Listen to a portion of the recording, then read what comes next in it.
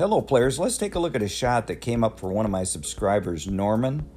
And he shared this with me, and it's one that does come up. I have seen it before, I have actually played it before, and it has been played against me. I will also add that many players don't recognize the shot. Notice how the alignment of the two wired balls is not towards the corner pocket, but at the point of the side pocket.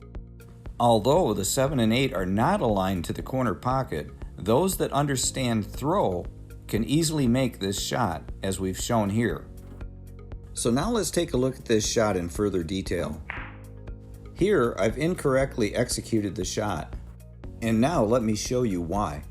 Watch closely here in slow motion where the cue ball strikes the 7.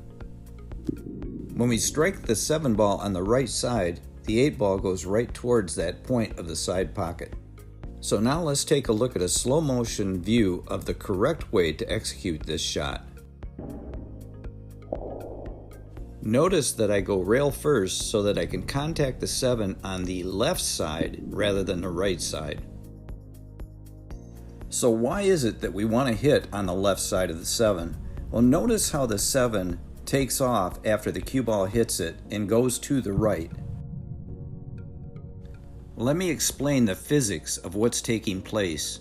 Because the cue ball is coming from the left side of the 7, it's plowing the 7 to the right, which rubs across the face of the 8 ball, which then throws the 8 ball down the rail rather than towards the point of that side pocket.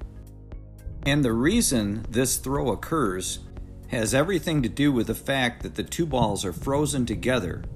As that 7 travels across the face of the 8 ball, there is friction created, which then throws the 8 ball on the correct line to the corner pocket.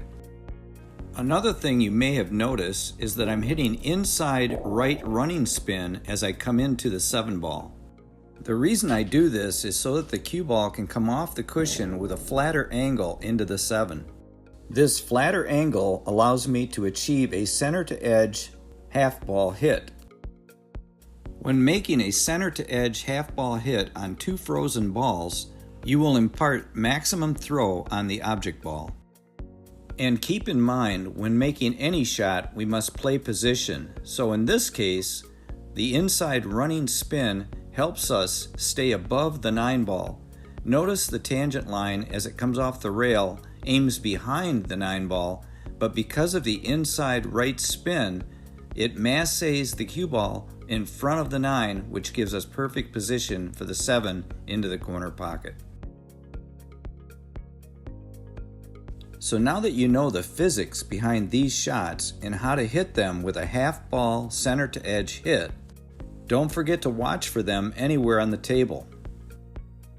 If you found this video to be helpful, please share it so others can see what's going on with this shot as well. And if you want to watch another great video, check out the one right here. And until next time, like I always say, keep on practicing.